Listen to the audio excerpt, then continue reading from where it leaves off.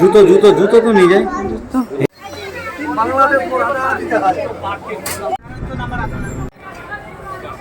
এই যে হ্যালো, দিনটা ছিল 11ই অক্টোবর। তো আমরা এখন প্রায় 3টে মতো বাজে, আমরা বেরিয়ে পড়েছি। অন্য ঘুমিয়েছিল, এই যে বাসে উঠে পড়েছি। আমরা বাসে করে যাচ্ছি বেড়াতে।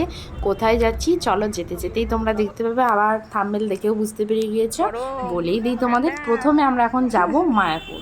আর দেখো এখানে বাস দাঁড়িয়েছিল, সবাই আইসক্রিম ঠান্ডা ওইসব খাচ্ছিলো। মেয়েরও বায়না খাবে, তো শেষমেশ একটা কিনে দিতেই হলো, দিব না করে। আর এখন এই যে বহরমপুরে এখন বাইপাস ধরে যাচ্ছি এখন। চলো যাওয়া যাক। আর মেয়ে এদিকে বসে আইসক্রিম খাচ্ছে, ওর বাবাই খেয়ে নিয়েছে, তো তলে একটু পড়েছিল, ওটাই ও তুলে তুলে খাচ্ছে। আর এই যে দেখো, খাওয়া দাওয়ার পর রং তুলে নিয়ে মেয়ে বসে পড়েছে, ওর ছবি আঁকা শুরু করে দিয়েছে। এই ছবি রং তুলে নিয়ে গেলে কত উপকার হয়েছে। আর এখন আমরা পৌঁছে গেছি মায়াপুর, এই যে পেছনে মায়াপুর। এটা নিয়ে মেয়ের 3বার হলো আসা মায়াপুরে। চলো এখন মন্দিরে যাই, ঠাকুর দর্শন করি। আর ওর বাবা এই যে সামনে আসছে, আর এইদিকে আমি আর ওর নিয়ে দেখতে দেখতে যাচ্ছি। চলো এখন মন্দির যাওয়া যাক। আমরা তো মন্দির যাচ্ছিলাম, এই যে এখানকার মন্দিরটা দর্শন করে এবার যাচ্ছিলাম রাধা গোবিন্দর মন্দির দেখবো বলে। মেয়ে তো এই ঝর্ণা দেখে দাঁড়িয়ে আছে, চুপ করে ঝর্ণায় দেখছে। যাই হোক, তারপর এখানে কয়েকটা ছবি তুলে নিলাম, যেটা অবশ্যই তুলতে হবে। তারপর গেলাম রাধা গোবিন্দর মন্দির। সেখানে ফোন নিয়ে যেতে অ্যালাও নেই, তো ফোন রেখেই গেছিলাম। আর মেয়ে তারপর আসার পথে এখানে মাছ দেখেছে, ওই মাছ দেখতেও ব্যস্ত। বাড়িতেও ছিল, ও মাছ খুব দেখতে ভালোবাসে। তারপর এখানে দাঁড়ালাম যে 1 প্লেট মোমো কিনি।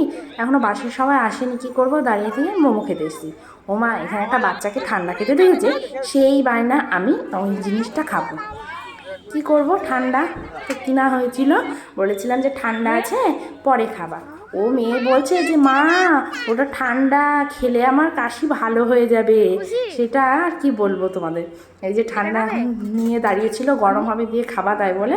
তো তারপর ঠান্ডা খায়নি, গরম হয়েছে তারপর খেয়েছিল একটু দাম। আর ঠান্ডা ঠান্ডা আমরাই অর্ধেক খেয়ে নিয়েছিলাম। তারপর এদিকে মোমো খেলাম, এদিকে পনির টিক্কার একটা কী নিয়ে এসেছিলো পিন্টু, ওটা খেলাম। আর দেখো তারপর কি খাবার দাবার খেয়ে বাস ছেড়েছিল। আর সকালবেলায় দেখো কোলাঘাটে এসে পৌঁছেছি। এখানে ফ্রেশ ট্রেশ হয়ে গেল, ওনিকে কিছু খাইয়ে নিলাম। আমি তো বাসে চাপলে কিছুই খেতে পারি না, তাও খেয়েছিলাম চিড়ে ভাজা। খাওয়া দাওয়ার পর আবার বাস ছাড়লো দীঘা রওনার উদ্দেশ্যে। এবার আমরা যাব দীঘা মায়াপুর থেকে। পৌঁছেও গেছি, একটা রুম ভাড়া করেছে, এই যে এখানে রয়েছে, একটু রেস্ট নিব। তারপর অন্যকে খাইয়ে দেব ভাত। আর চলো, মানে যে বাসে এসেছি তাদের তরফ থেকে ভাত, মানে ঘর সবই আসছে আর কি। কিন্তু ততক্ষণ ভাত হতে অনেক দেরি ছিল, ওই জন্য একটা হোটেল থেকে 2 প্লেট ভাত কিনে আমরা অনেকে খাইছিলাম। তারপর আমরা দুজনে অল্প অল্প খেয়ে নিয়েছিলাম। আর এই যে দেখো, তারপর কিছুক্ষণ রেস্ট নেওয়ার পরে এই যে সবাই মিলে রেডি হয়ে এখন যাব মেন আকর্ষণ দীঘার সমুদ্রে।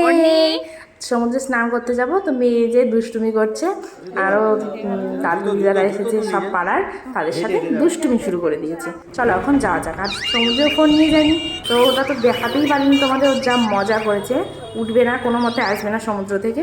তারপর এসে আবার কিছুক্ষণ রেস্ট নিয়ে খাওয়া দাওয়া করে এই যে বেরিয়ে পড়েছি এখন দীঘার জগন্নাথ মন্দির দেখবো বলে। কি ভিড় দেখো একবার তোমরা, প্রচুর লাইন, এপার থেকে ওপারে লাইন, কিন্তু লাইনটা সরছে, টাইম লাগছে না বেশি। দাঁড়িয়ে আছি, চলো দেখি। এই যে দেখো, এই জায়গায় দাঁড়িয়ে আছি, ওই লাইট জ্বলছে দূরে, ওখানে আছে গেট। এতটা লাইনে যেতে হবে, আর এর আগেও এসেছি অনেকটা পেরিয়ে। চলো, লাইনটা সরছে, ওই জন্য অত অসুবিধা হয়নি। আর মেয়ে গেছে ঘুমিয়ে। যাই হোক, ঘুমিয়েছিল কিছুক্ষণ, মন্দিরে ঢোকার পর তুলে নিয়েছি ওকে। তারপরে এই যে বর্ণিকে ঘুম থেকে তোলার পর ওর বাবা মুখটা ধুয়ে নিয়ে আসলো। এখন আমরা চলো ভিতরে যাবো।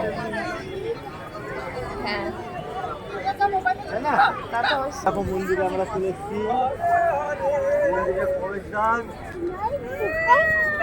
লাইনে দাঁড়িয়েই ঘুমিয়ে গিয়েছিল, তার জন্য তুলিও নি। ভিতরে আসার পর তুলে মুখ ধুয়ে দিয়েছে। এখন দেখো লাইটের মন্দির টন্দির দেখে ও তো খুব আনন্দ পাচ্ছে।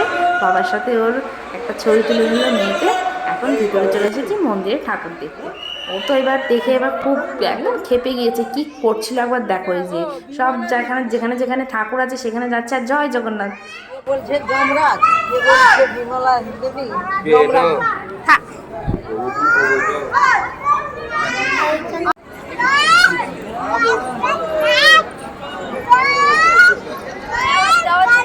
এই যে আমাদের মন্দির দেখা হয়ে গেছে, সবাই মিলে এখন বসে মন্দিরের ভিতরেই রেস্ট নিচ্ছি। আর মেয়ে তো একদম বসবে না, মেয়ে নিচে নেমে ওই মন্দিরের কাছে চলে যাচ্ছিলো, তো অন্যেরই একটা ঠাম্মি গিয়ে এই যে অন্যকে নিয়ে আসলো।